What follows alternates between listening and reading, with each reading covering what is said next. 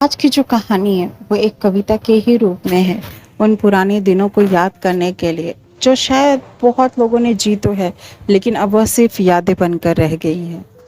तो आइए शुरू करते हैं अपनी कविता। कभी नेनुआ टाटी पे चढ़ के रसोई के 2 महीने का इंतजाम कर देता था। कभी खपरेल की छत पे चढ़ी हुई लौकी महीने भर का काम कर देते थे।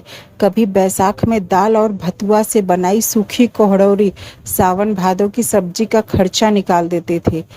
वो दिन थे जब सब्जी पे खर्चा तक पता ही नहीं चलता था।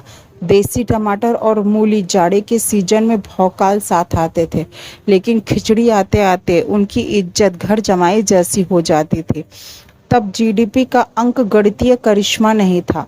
वे सब्जियां सर्वसुलभ और हर रसोई का हिस्सा थी। लोहे की कढ़ाई में किसी के घर जब रसेदार सब्जी पके तो गांव के डीह बाबा तक महक जाती थी।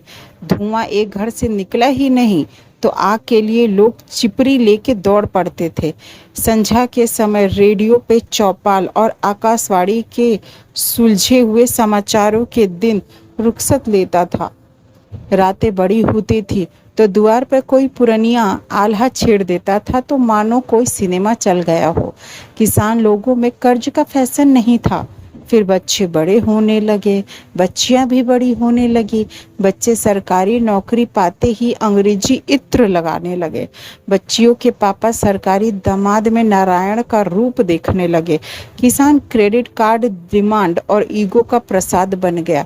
इसी बीच मूछ बेरोजगारी का सबब बनी। बीच में मुछ मुंडे इंजीनियरों का दौर आया। अब दीवाने किसान अपनी बेटियों की शादी के लिए खेत बेचने के लिए भी तैयार हो गए। बेटी गांव से रुखसत हुई। पापा का कान पेरने वाला रेडियो साजन की टाटा स्काई वाली एलईडी के सामने फीका पड़ चुका था। अब आंगन में नेनुआ का बिया छींटकर मड़ई पे उसकी लताएं चढ़ाने वाली बिटिया पिया के 2.5 BHK की बालकनी में गमले में क्रोटान लगाने लगी और सब्जियां महंगी हो गई। बहुत पुरानी यादें ताजा हो गई। सच में उस समय सब्जी पर कुछ भी खर्चा नहीं हो पाता था। जिसके पास कुछ भी नहीं रहता लेकिन सबका काम चल जाता था। मटर गन्ना गुड़ सबके लिए इफरात था। सबसे बड़ी बात उस समय दूध दही मट्ठा का भरमार था। आपसी मनमुटाव रहते हुए भी लोगों में अगाध प्रेम रहता था। आज की क्षुद्र मानसिकता दूर दूर तक नहीं दिखाई देती थी। हाय रे ऊंची शिक्षा कहाँ तक ले आई। आज हर आदमी एक दूसरे को शंका की निगाह से देख रहा है। सोचने की बात है, क्या सचमुच में हम विकसित हुए हैं या सिर्फ यह एक छलावा है, या सिर्फ यह एक छलावा है। अगर आपको ये कविता पसंद आई हो तो मेरे चैनल को लाइक करें, शेयर करें, सब्सक्राइब करें। देखते रहें मेरा channel Vijay kids academy. Thank you.